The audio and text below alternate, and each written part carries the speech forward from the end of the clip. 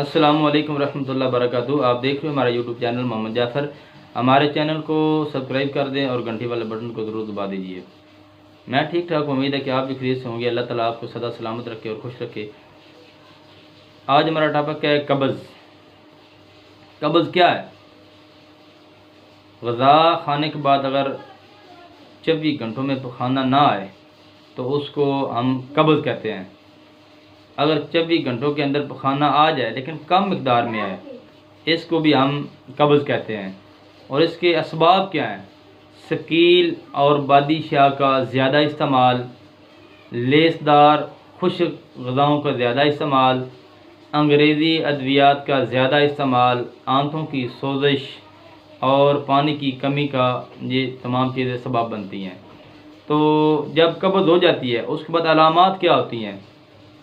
سر چکراتا ہے، سر کو درد رہتی ہے اور پیٹ پھولا سا رہتا ہے، ایسا لگتا ہے جیسے پیٹ تنا ہوا ہے ہوا سے۔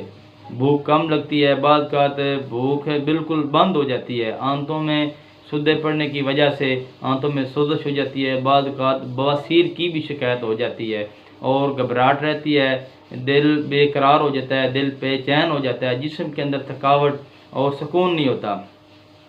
اس کا جو نسخہ ہے وہ نوٹ فرمانا ہے۔ آپ نے سب سے پہلے کیا کرنا ہے؟ غذا کو آپ نے متوازن رکھنا ہے اور کوشش کرنی ہے آپ نے ثقیل بادی اشیاء، تلی چیزیں، انگریزی ادویات کا کم سے کم آپ نے استعمال کرنا ہے، پانی کا سب سے زیادہ آپ نے استعمال کرنا ہے۔ آپ نے کیا کرنا ہے کہ نسخہ نوٹ فرما لیں۔ مغز جمال گوٹا بریاں آپ نے 1 تولہ لے لینا ہے، گل سرخ آپ نے 10 تولہ آپ نے لے لینا ہے۔ اس کے بعد آپ نے جو ملٹھی ہے وہ بھی آپ نے 10 تولہ لے لینی ہے۔ آپ نے ان تمام چیزوں کو صفوف بنا کے ان کو آپ نے گولیاں بنا لینی ہے چنے کے دانے کے برابر۔